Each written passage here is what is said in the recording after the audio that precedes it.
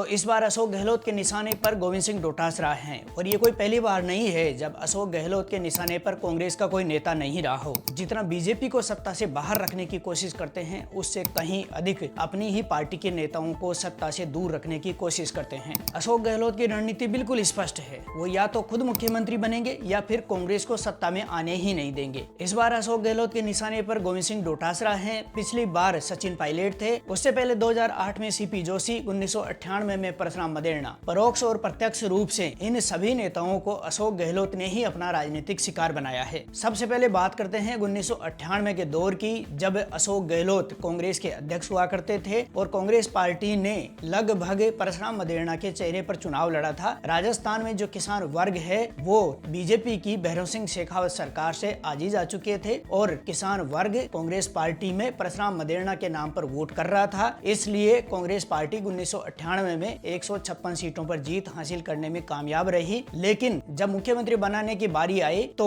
परशुराम मदेरणा को दरकिनार करके सोनिया गांधी ने अशोक गहलोत को मुख्यमंत्री बना दिया। ऐसा अशोक गहलोत का खुद का दावा है कि जब वो पहली बार मुख्यमंत्री बने थे, यानी सोनिया गांधी के आशीर्वाद से ही मुख्यमंत्री बने थे, सोनिया गांधी ने ही उनको चुना था, राजस्थान के विधायकों ने उनको नहीं चुना था। ऐसा अशोक गहलोत के कहने से स्पष्ट होता है, क्योंकि अगर विधायकों ने चुना होता तो राजस्थान में सीएलपी की मीटिंग होती और उस मीटिंग में परशुराम मदेरणा का चुनाव होता। लेकिन पहले ही पर्ची दिल्ली से सोनिया गांधी ने राजस्थान में अशोक गहलोत के नाम की भेज दी थी और यहाँ पर केवल औपचारिकता निभाई गई थी। उसके बाद अशोक गहलोत ने 5 साल तक राजस्थान में सरकार चलाई। हालांकि 5 में से 4 साल तक राजस्थान अकाल से जूझता रहा और उस दौरान अशोक गहलोत की सरकार ने बेहतरीन मैनेजमेंट किया, पूरे देश में और दुनिया में इसका नाम हुआ। लेकिन इसके बावजूद 2003 में कांग्रेस पार्टी सत्ता से बाहर हो गई, क्योंकि उस वक्त राजस्थान में बीजेपी ने वसुंधरा राजे को प्रदेश अध्यक्ष बनाकर भेजा था और वसुंधरा का जादू ऐसा चला कि अशोक गहलोत की सरकार सत्ता से बाहर हो गई। 5 साल तक बीजेपी ने राज किया और 2008 में एक बार फिर से कांग्रेस पार्टी सत्ता की दहलीज पर पहुंची, जब सीपी जोशी कांग्रेस के अध्यक्ष हुआ करते थे और ऐसा माना जा रहा था कि इस बार यदि कांग्रेस पार्टी सत्ता में आती है तो सीपी जोशी राजस्थान के मुख्यमंत्री बन सकते हैं। लेकिन नाथद्वारा से सीपी जोशी केवल 1 वोट से चुनाव हार गए और इस तरह से अशोक गहलोत के रास्ते का कांटा निकल गया। हालांकि उस दौरान भी कुछ नेताओं ने मुख्यमंत्री पद के लिए दावेदारी जताने का प्रयास किया, लेकिन सोनिया गांधी के आशीर्वाद से अशोक गहलोत दूसरी बार मुख्यमंत्री बन गए। कांग्रेस पार्टी को क्योंकि केवल 96 सीटें मिली थी और बहुमत के लिए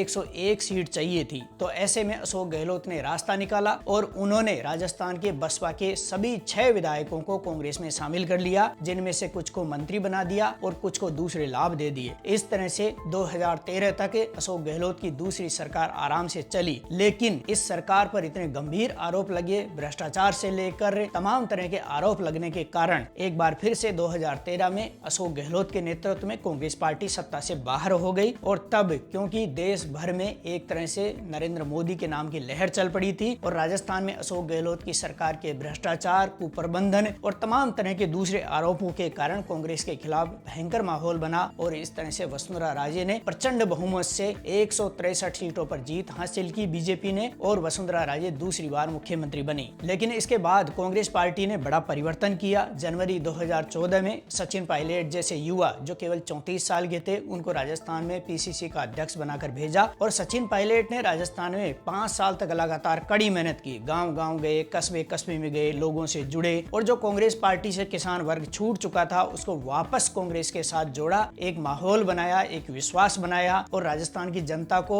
ये भरोसा दिलाने में कामयाब हुए कि कांग्रेस सरकार बनेगी तो किसान वर्ग का बड़ा भला होगा। और इस तरह से 2018 में बीजेपी की वसुंधरा राजे सरकार सत्ता से बाहर हो गई और कांग्रेस पार्टी 99 सीटों पर जीत गई। लेकिन एक बार फिर से अशोक गहलोत ने अपनी रणनीति, अपनी जादूगरी या फिर गांधी परिवार पर अपनी जादूगरी का प्रभाव दिखाया और सोनिया गांधी ने उनको तीसरी बार मुख्यमंत्री बना दिया। हालांकि इस मामले में करीब 10-12 दिन तक दिल्ली और जयपुर के बीच खींचतान रही, लेकिन आखिरकार अशोक गहलोत मुख्यमंत्री बनने में कामयाब हुए। कहा तो ये जाता है कि अशोक गहलोत ने यह कहा था कि 2019 का जो लोकसभा चुनाव है उसमें कांग्रेस पार्टी बहुमत में आएगी और राजस्थान से भी बड़े पैमाने पर लोकसभा की सीटें जीतेगी। लेकिन उसके बाद कांग्रेस पार्टी का लगातार दूसरी बार लोकसभा में सूपड़ा साफ हो गया राजस्थान से और इस तरह से अशोक गहलोत के ऊपर दबाव बनने लगा। सचिन पायलट ने दबाव बनाया लेकिन दबाव काम नहीं आया। अशोक गहलोत ने कुर्सी नहीं छोड़ी और इस तरह जुलाई 2020 में सचिन पायलट ने बगावत कर दी और उसके बाद में लगातार 3.5 साल तक राजस्थान में अशोक गहलोत की 3 टांग की कांग्रेस सरकार चलती रही। लेकिन क्योंकि अशोक गहलोत का रिकॉर्ड है, वो जब भी सत्ता में होते हैं और कांग्रेस पार्टी को लीड करते हैं, तब कांग्रेस पार्टी हार कर सत्ता से बाहर हो जाती है। 2023 में दिसंबर में एक बार फिर से अशोक गहलोत के नेतृत्व में कांग्रेस पार्टी सत्ता से बाहर हो गई और बीजेपी सत्ता में आ गई। लेकिन जुलाई 2020 में जब सचिन पायलट को पीसीसी चीफ के पद से बर्खास्त किया गया, तब अशोक गहलोत ने अपनी पसंद से गोविंद सिंह डोटासरा को पीसीसी का चीफ बनाया। इसके बाद 2023 में जब कांग्रेस सत्ता से बाहर हो गई, तो गोविंद सिंह डोटासरा ने अध्यक्ष के नाते अपनी ताकत दिखाने का प्रयास किया। क्योंकि पीसीसी चीफ गोविंद सिंह डोटासरा हैं, तो तमाम जो कार्यक्रम होते हैं वो डोटासरा के द्वारा ही करवाए जाते हैं और राजस्थान में आलाकमान कांग्रेस के डोटासरा ही हैं। तो राजस्थान में बीजेपी सरकार को 2.5 साल बीत चुके हैं और अब अशोक गहलोत का समझ में आने लगा है कि 2028 में एक बार फिर जब वो मैदान में जाएंगे और वोट मांगेंगे, तो उसके लिए उनको माहौल चाहिए। जितना माहौल उनको बीजेपी के खिलाफ चाहिए, उससे कहीं ज्यादा